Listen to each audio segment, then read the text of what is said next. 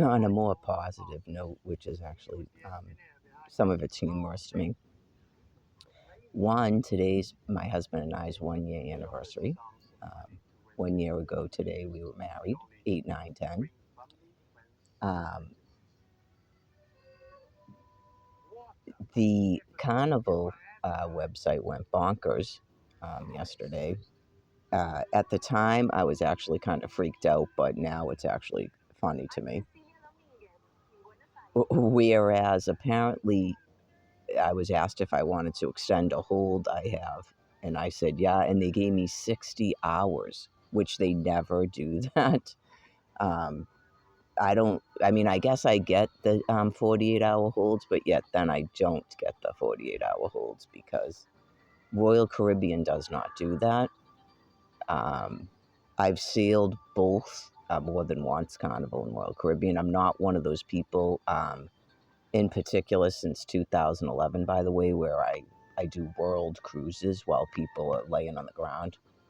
But before 2011, I took 15 cruises. So some of them were Royal, some of them were Carnival, and some of them with Disney Cruise Line. So Royal Caribbean, for the record, has allowed me to put about 14, 20 holds on cruises. They never say a word.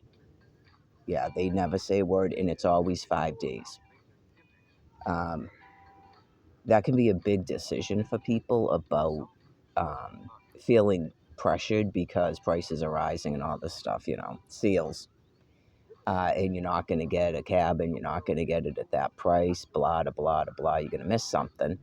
So if you want to get paid and you're not just into taking on refundable deposits, you would think give people time as a family to decide if they want to spend that kind of money, especially these long cruises. I will say that Carnival is only asking for a very reduced deposit, which is helpful.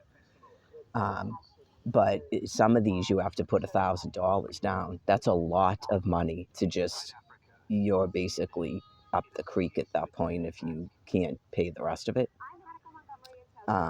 So yeah, I mean, I can see in a sense because I did notice that Carnival completely sold out their 22-day cruise. They completely sold it out. You can't even book on that cruise as far as I could see.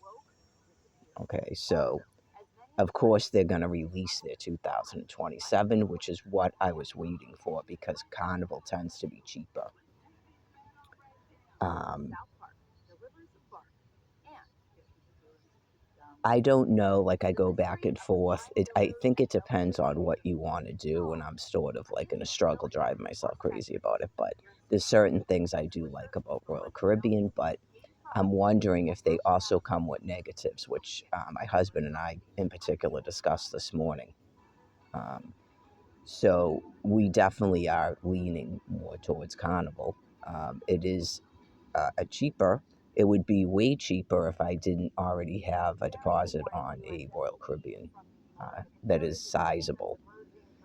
I could just transfer that money to that, obviously, but I was hoping that Royal Caribbean would release their 2027 before my final payment.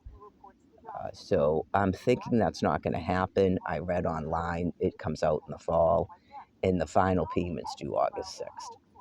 And there's no way I can keep Carnival hands tied, locked in at a price until August 6th.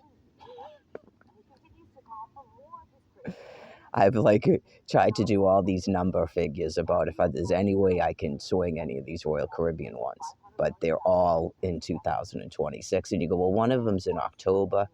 Yeah, but April gives you what, 5 more months? That can be significant.